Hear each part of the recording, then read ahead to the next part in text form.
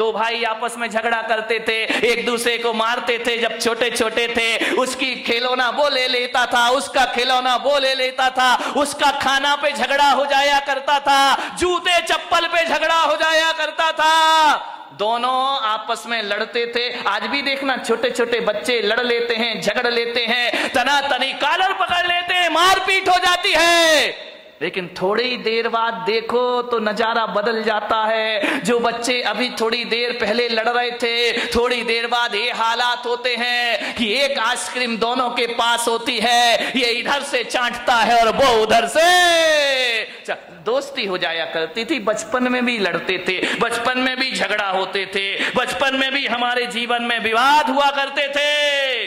लेकिन एक बात याद रखिए, लड़ने झगड़ने के बाद दुश्मनी हमारे बीच में नहीं हुआ करती थी। ध्यान रखिए, लड़ाई झगड़ा खतरनाक नहीं होता, बैर भाव जीवन में बहुत बड़ा खतरा पैदा कर दिया करता है। बैर भाव से बचने का प्रयास करिए। बच्चों की तरह लड़ लो, बच्चों की तरह झगड़ लो, कितना अच्छा होता, कितना अच्छा होता। काश ये आदमी आज भी बच्चा होता, कितना अच्छा होता। काश आदमी आज भी बच्चा होता। ध्यान रखिए, बचपन में लड़ते हो फिर बोल लेते हो, एक तरफ तो मारपीट करते हो, फिर थोड़ी देर बाद गले में हाथ डाल करके घूमा करते हो। लेकिन बड़े होकर आदमी को नहीं जाने क्या हो जाता है, एक बार झगड़ लेता है और जिंदगी भर की बोलचाल बंद कर दिया करता है। ये बोलचाल चालू रखिए, मौन मत लीजिए, दुश्मनी को जन्म मत दीजिए, व्यवस्थाएं आपकी बनी रहेंगी। ध्यान रखना। मान्य भर हंसता खिलखिलाता परिवार होना चाहिए।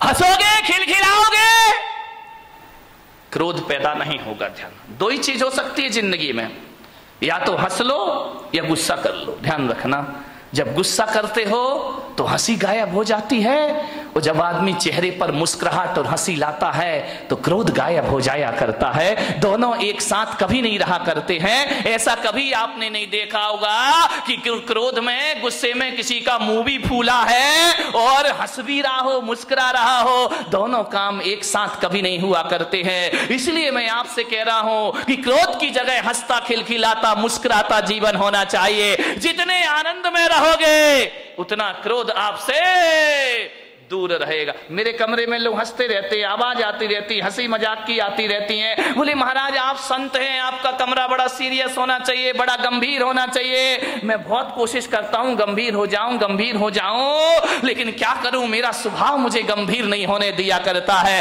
हंसता हूं, मजाक करता हूं, व्यंग करता हूं, आदमी से बातें कर, बच्चा आए तो उससे हंस लेता हूं, बूढ़ा आए तो उससे हंस लेता हूं, महिलाएं आती उनसे हंस लेता हूं। ध्यान रखना, जहां तक मेरी सोच है, अब इस दुनिया को उदास, गंभीर और सीरियस संतों की जरूरत नहीं है। अब इस दुनिया को हंसता खिलखिलाता मुस्कुराते संत की जरूरत हुआ करती है। यदि संत हंसेगा, मुस्कुराएगा तो समाज में वह प्रेम का प्रसाद बांट पाएगा। हंसता खिलखिलाता मुस्कुराता जीवन होना चाहिए। हंसी गायब हो गई है। अब घर में दो लोग रहते हैं, हंसे तो कैसे हंसे?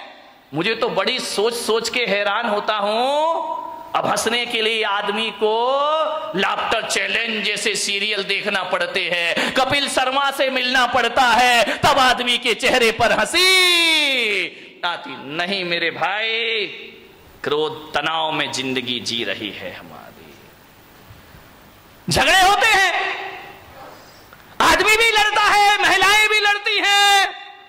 फर्क इतना होता है, आदमी इस कान से सुनता है और इस कान से निकाल देता है। महिलाएं ऐसा नहीं करती, महिलाएं तो बहुत होशियार हैं, इस कान से सुनती हैं। आदमी इधर से सुनेगा, इधर निकाल देगा, लेकिन महिलाएं जो हुआ करती हैं इधर से सुन के इधर नहीं निकालती हैं, वो दोनों कान से सुनती हैं और मुंह से निकाल दिया करती हैं। ये दोनों कानों से, इधर से भी सुनेंगी, इधर से भी सुनेंगी, और मुंह से। कौन बोला जब भी बोलेंगी बारूद? नहीं, यहाँ की महिलाओं की बात नहीं कर रहा, यहाँ अपने को भाई अभी चतुर्मास पूरा करना है। मैं तो बंबई वालों की बात कर रहा हूं, तुम्हारी आगे जाके देखूंगा। ध्यान रखिए, विचार करिए, आप सोचिए। ऐसा नहीं है कि इन्हें गाली देना नहीं आता है, आता है। ऐसा नहीं कि इन्हें गाली नहीं आती है, बहुत आती है, लेकिन ये बोलती नहीं है। ध्यान रखिए, आदमी तो गाली ही गाली बोलता है, हर चीज पे गाली बकता है, बिना गाली के बातों की शुरुआत। कई का तो गाली तकिया कलाम बन जाता है, हर बात पे 4 गाली बका करता है। मैंने कहा यार, जितनी भी गाली इस देश में है वो महिलाओं के नाम से सारी गाली है, माँ के नाम से, बहन के नाम से, बाप और भाई के नाम से कोई गाली इस देश में नहीं है। मैंने कहा इतनी सारी गालियां महिलाओं के नाम से क्यों है इस देश में? विचार किया कि महिलाओं को गाली आती है लेकिन ये गाली बका नहीं करती हैं, लेकिन आदमी 24 घंटे गालियां दिया कर। ध्यान रखिए मान्यवर, किन बातों पे झगड़ा होता है हमारे घर में? छोटी सी मानसिकता, बस संकीर्ण प्रवृत्ति हमारे यहां झगड़े को जन्म देती।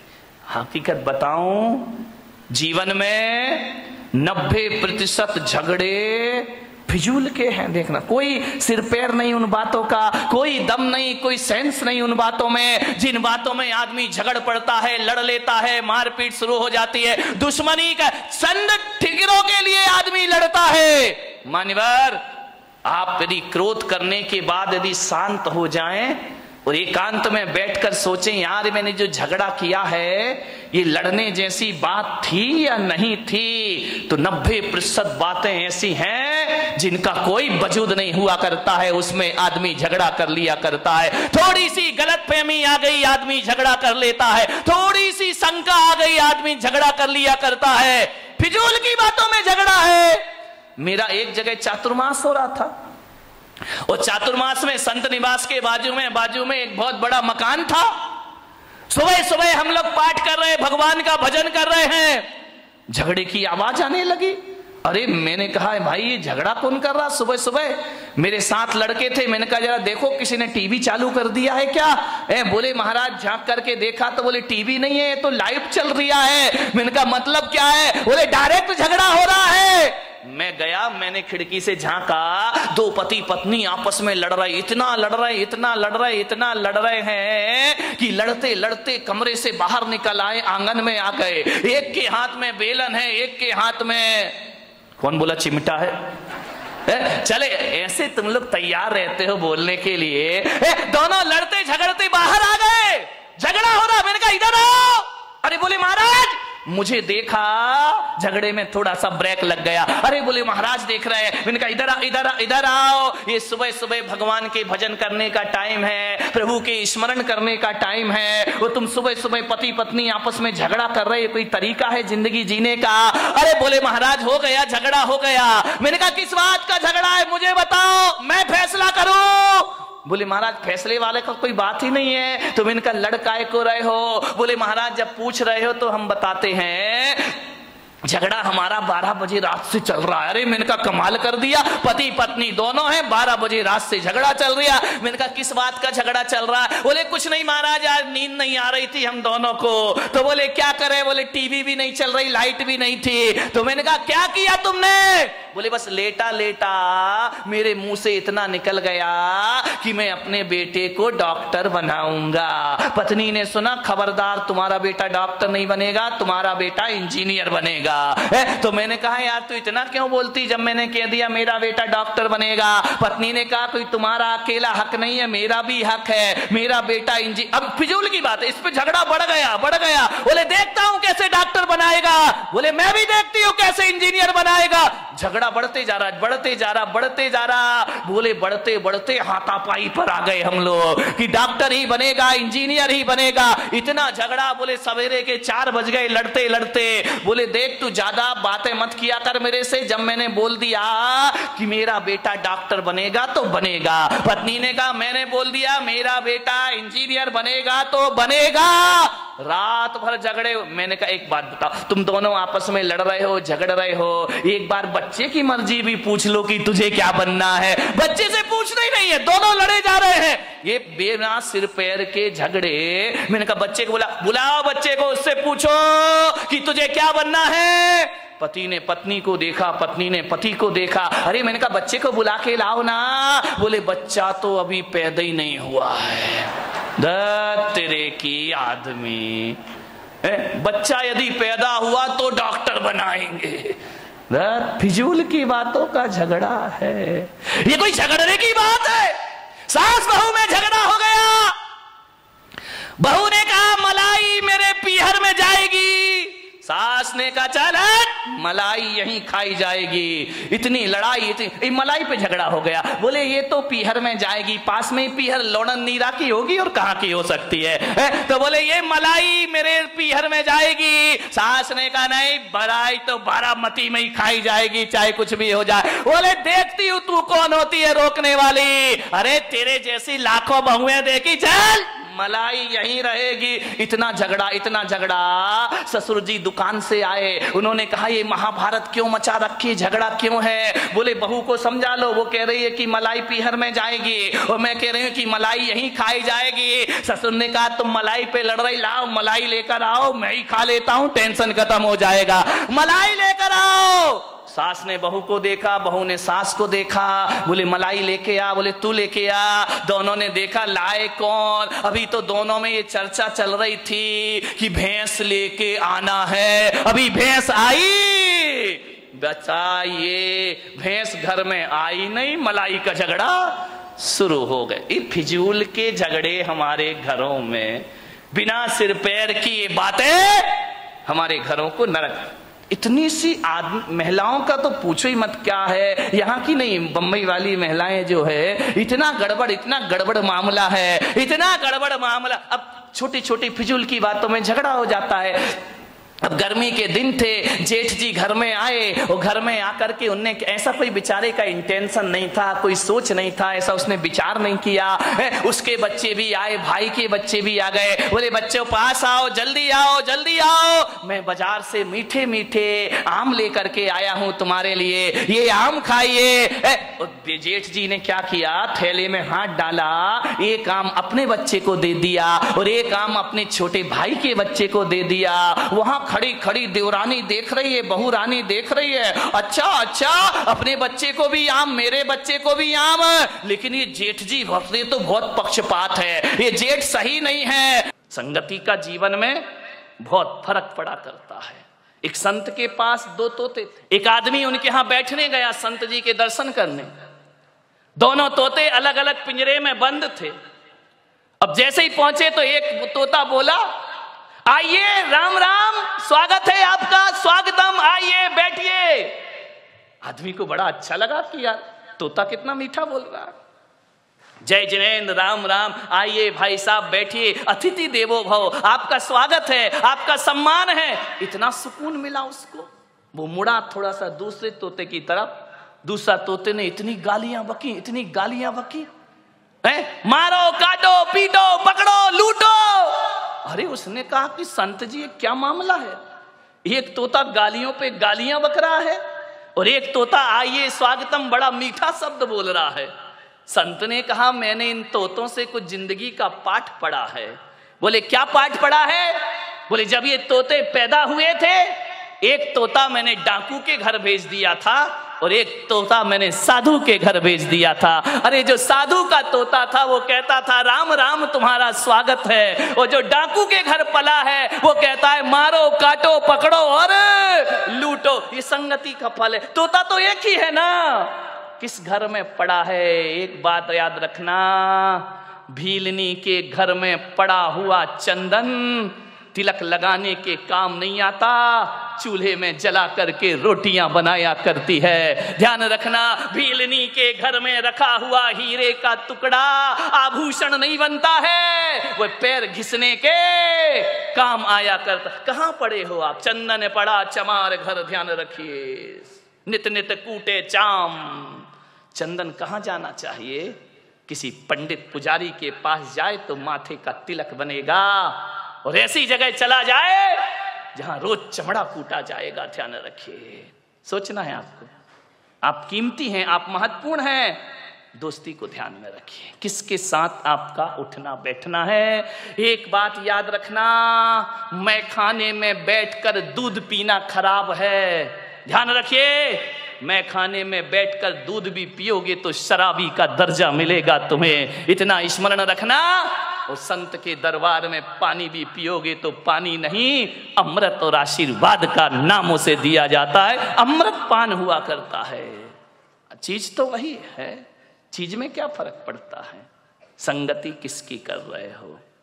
अच्छे लोगों की संगति करो, ऊंचे लोगों की संगति करो। ऊंचे लोग, ऊंची पसंद। कौन बोला? माणिक चंद। ध्यान रखिए, मान संगति कैसे करना है, ऊंचे विचार।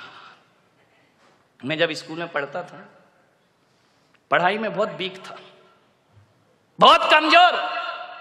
हकीकत बताऊं, धक्के लग लग के पास होता था। पढ़ाई में मन ही नहीं लगता था। दुनिया भर की शैतानी में मन लगता था, पढ़ने लिखने में कोई दिमाग नहीं, बस इसी में खुश थे। कभी देखने ही नहीं कितने परसेंट। और हमारे समय तो परसेंटेज का लफड़ा ही नहीं था। इस क्लास से उस क्लास में चले गए, पास हो गए। ना माँ बाप को कुछ पड़ी है, ना हमें कुछ पड़ी है। जाकर के देखा, बोले क्या रिजल्ट पास, नाचते गाते आ गए। जानते ही नहीं थे 90% क्या होते हैं। आजकल के बच्चे को तो 98% आ जाए तो डिप्रेशन में चला जाता है। 2% कम क्यों हुए। हम लोग तो कोई लफड़ा ही नहीं था। आ गए, पास हो गए, निकल गए, बैठ गए अगली क्लास में। कोई परसेंटेज की बात नहीं थी। कई बार तो 5 नंबर का ग्रेस भी लग के अगली क्लास में बिठा दिया जाता था। मान्यवर सोचिए, बड़ी पढ़ाई बड़ी मजेदार थी। फेल भी हो गए तो कोई टेंशन नहीं। एक लड़का फेल हो गया था हमारी क्लास में बचपन में। अब वो फेल तो हो गया बेचारा, बड़ा रो रहा। मैंने कहा काहे को रोता है यार, हो गया, फेल हो गया। स्कूल अगर आए तो पढ़ना ही पड़ेगा, पढ़ाई गर जहर है तो पीना ही पड़ेगा। उस समय मैंने कविता लिखी थी, गिर गिर के पढ़ाई में संभलते ही रहेंगे। ये मेरी बचपन की कविता। गिर गिर के पढ़ाई में संभलते ही रहेंगे, गर फेल भी हो जाए तो पढ़ते ही रहेंगे। जिसने किया फेल वही पास करेगा, पढ़ाई अगर जहर तो पीना ही पड़ेगा। हाँ, कितने खुश हो गए। देखो ऐसी बातें इतनी जल्दी आ जाती हैं। अरे जो फेल कर रहा वही पास करेगा, टेंशन काहे को ले रहा है। अभी नहीं करेगा, अगले साल करेगा। आज की पढ़ाई बिल्कुल अलग हो गई है। ध्यान रखना, मैं पढ़ता था, पीछे की लाइन में बैठता था, मेरे नंबर कम आते थे। मेरे एक शिक्षक थे, आज मुझे स्मरण में आ रहे हैं, डी भारत, क्रिश्चियन थे। वो मुझे बहुत प्यार करते थे बचपन में। वृद्ध थे, रिटायर्ड होने के बाद भी वो स्कूल पढ़ाते थे कि मैं सरकार की पेंशन जो मिलती है ना, ये फ्री में नहीं खाऊंगा, जब तक हाथ पैर चल रहे हैं स्कूल रोज आऊंगा। ऐसे वह शिक्षक थे। उन्होंने एक दिन मुझे बुलाया कि इधर आओ, तुम देखने में तो बड़े अच्छे हो। उस समय तो मैं अच्छा ही था। क्यों अभी गड़बड़ लग रहा हूं क्या? ध्यान रखिए। उन्होंने कहा इधर आओ, तुम पढ़ते लिखते क्यों नहीं हो? मैंने कहा पढ़ता तो दिमाग में कुछ नहीं चढ़ता है। बोले नहीं चढ़ेगा। मालूम है, मेरी संगति खराब थी, गलत लोगों के साथ पीछे की सीट पे बैठता था। मस्ती करना, टीचर पढ़ा रहा है एक दूसरे की छेड़छाड़ करना, टीचरों के नाम रखना उल्टे सीधे। स्कूलों में तो यही होता है, और क्या करोगे। उनको चिढ़ाना, उनकी नकल करना। वो चले गए तो ब्लैक बोर्ड में उनका चित्र बनाना। चित्र बना रहे सर का, बन गया बंदर का। बड़ी आफत होती थी। उन्होंने कहा इधर आओ, देखने में बड़े अच्छे हो लेकिन काम तुम्हारी बहुत गड़बड़ है, पढ़ाई में आगे बढ़ो। मैंने कहा मैं नहीं लगता मन। स्कूल क्यों आते हो? माँ बाप भेजते हैं। आना तो मैं बिल्कुल नहीं चाहता हूं, लेकिन अब भेजते हैं तो भेजते, मैं करूं क्या। उन्होंने कहा इधर आओ, तुम्हारा पढ़ने में मन लगेगा। मैं 8th क्लास तक बहुत घटिया नंबर से पास होता था, बड़ी मुश्किल से। उन्होंने मुझे कहा आज से मेरा आदेश है, तुम पीछे की सीट में नहीं आगे की सीट में आकर के बैठोगे। पीछे की सीट पे वही बैठता है जो पढ़ाई से जी चुराता है, जो क्लास में मस्ती करना जानता है। ये आगे की सीट में जितने लड़के बैठे सब इंटेलिजेंट बच्चे हैं। और बेटा मैं कहता हूँ आज से होशियार बच्चों के साथ रहो, तुम्हारा सोच बदलेगा, तुम्हारा चिंतन बदलेगा। मैंने भगवान महावीर से पूछा कि किसी से दोस्ती और प्रेम रखना है तो क्या किया जाए, तो भगवान महावीर ने कहा कि दुश्मन को मत मारो, दुश्मनी को मारने का प्रयास करो। यदि दुश्मनी को मार दिया दुनिया में कोई दुश्मन रह ही नहीं जाएगा। महावीर ने दोस्त को मारने की बात नहीं कही है, दुश्मनी को खत्म करो। ध्यान रखना, रावण को मारना कोई राम का उद्देश्य नहीं था, रावण की रावणियत को मारना राम का उद्देश्य हुआ करता था। मान्यवाद, बहुत प्रशंसा करो दुश्मन की। दोस्त सबसे बड़ा राजदार होता है हमारी जिंदगी का। ये बच्चे जो बात अपने माँ बाप से शेयर नहीं करते वो बात दोस्तों से शेयर किया करते हैं। मान्यवर, किसी लड़की की शादी करना हो ना, शोभा ताई शादी का बहुत बना रहे ना, मैं भी थोड़ा सा टिप्स दे दूं। किसी लड़की की शादी करना हो तो लड़की के माता पिता को क्या देखना चाहिए? आप यही देखते ना कितना कमाता है, कौन से जॉब में है, इसका पैकेज क्या है, आप यही देखते हैं। इसकी जाति कौन सी है, आप यही देखते हैं। इसके माता पिता कौन है, परिवार फैमिली बैकग्राउंड क्या है। धोखे में आ जाओगे ये सब देखोगे तो। मैं पुलक सागर कहता हूं, फैमिली बैकग्राउंड अच्छा हो तो कोई जरूरी नहीं कि औलाद अच्छी हो। फैमिली बैकग्राउंड दशरथ का बहुत अच्छा था लेकिन कैकेयी का चरित्र बहुत गड़बड़ था। ध्यान रखिए, फैमिली बैकग्राउंड अच्छा होने से बेटा अच्छा होगा जरूरी नहीं है। लेकिन मैं पुलक सागर आपको कहता हूं कि आपको यदि अपनी बेटी की शादी करना है, उसके हाथ पीले करना है, उसका रिश्ता लेकर के जाना है, तो ना घर देखना, ना परिवार देखना, ना आप ये देखना कितना कमाता है, आप तो ये देखना कि जिस लड़के से अपनी लड़की की शादी कर रही हूं उसके दोस्त कैसे हैं, उसके यार कैसे हैं, उसके मित्र कैसे हैं। अरे पिता जैसा है बेटा वैसे ही होगा कोई जरूरी नहीं है, माता जैसी है बेटा वैसे ही होगा कोई जरूरी नहीं है। ध्यान रखना, लेकिन ये बिल्कुल जरूरी है कि दोस्त जैसे होंगे लड़का वैसा। दोस्तों का बैकग्राउंड देखो, आप ये देखो किसके साथ उठता है, किसके साथ बैठता है, कहां जा। माँ बाप से छिपके काम करते हैं लड़के, माता पिता को पता नहीं चलता, और दोस्त सड़कों पे बाहर क्या करते हैं। किसी भी बेटी की शादी करो तो लड़के के दोस्तों के बारे में जानकारी जरूर लेना। यदि लड़का अच्छा होगा तो अच्छे लोगों की संगति में उठता बैठता होगा, वो लड़का यदि खराब होगा तो गलत लोगों की संगति में उठता बैठता। आदमी जैसे माँ बाप होते हैं वैसा नहीं होता, जैसे दोस्त होते हैं आदमी वैसा हुआ करता है। ध्यान रखिए। मान्यवर, एक सीख दी है मैंने आपको, इस पर कोई ध्यान नहीं देता है। आप बताइए ना, एक बेटा सही गलत किसकी वजह से होता है? बाप की वजह से, मां की वजह से नहीं मेरे भाई। एक शराबी बाप भी चाहता है कि मेरा बेटा शराब ना पिए, ध्यान रखना। एक जुआड़ी भी चाहता है कि मेरा बेटा जुआ ना खेले, और एक बेश्या भी चाहती है कि मेरी औलाद इस गंदगी में जीवन ना बिताए। ध्यान रखना। एक चोर ने भी ये सपना नहीं देखा होगा कि मेरा बेटा चोर बने।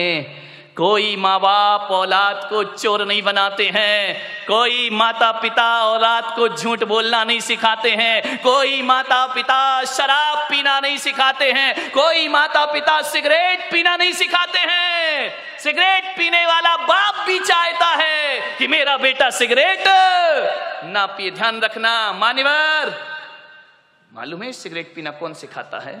दोस्त सिखाते हैं। सबसे पहले शराब पीना रिश्तेदार या माँ बाप ने नहीं सिखाया, शराबी बाप भी नहीं सिखाता है कि बेटा तू पी ले। ध्यान रखना।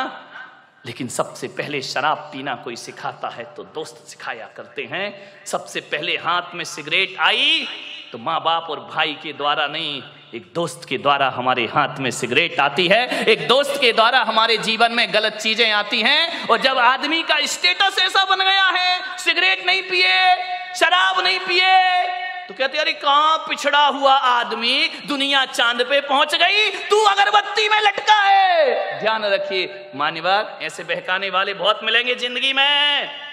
मान्यवर, मैं तो कहता हूं यदि बिगाड़ने वाले दोस्तों से तो बिना दोस्त की जिंदगी गुजार लो, वो अच्छी हुआ करती है। लेकिन ऐसे दोस्तों की संगति ना करो जो हमारी जिंदगी को बर्बाद करके रख दिया करते हो। आप सोचिए, जीवन में संगति का बहुत असर पड़ता है। एक पानी की बूंद जो आकाश से गिरती है, और यदि वही पानी की बूंद किसी नीम के पेड़ में चली जाए तो उसका स्वाद कैसा हो जाता है मेरे भाई, बताइए? कड़वा हो जाता है। नीम जानते हो? नहीं जानते हैं तो बोलो ना जानते हैं, नहीं तो मैं समझदा तुम कुछ जानते ही नहीं हो। एक नीम के पेड़ में चला जाए तो स्वाद उसका कड़वा हो जाता है। वही पानी की बूंद गन्ने के खेत में चली जाए तो मीठी हो जाया करती है। और वही पानी की बूंद यदि केले के पेड़ में चली जाए तो कपूर बन जाया करती है। वही पानी की बूंद यदि सांप के मुख में चली जाए तो हलाहल जहर बन जाया करती है। और वही पानी की बूंद नाली में चली जाए तो गंदी नाली हो जाती है। वही पानी की बूंद यदि समुंदर में गिर जाए तो खारी हो जाती है। और वही पानी की बूंद यदि सीपी के मुंह में चली जाए तो मोती बन करके निखर जाया करती है। बूंद एक ही है। ये इतने रूप क्यों हुए उस बूंद के? संगति के कारण से। किसकी संगति करी उसने? मोती बना सीप की संगति से और जहर बना सांप की संगति से। ध्यान रखें।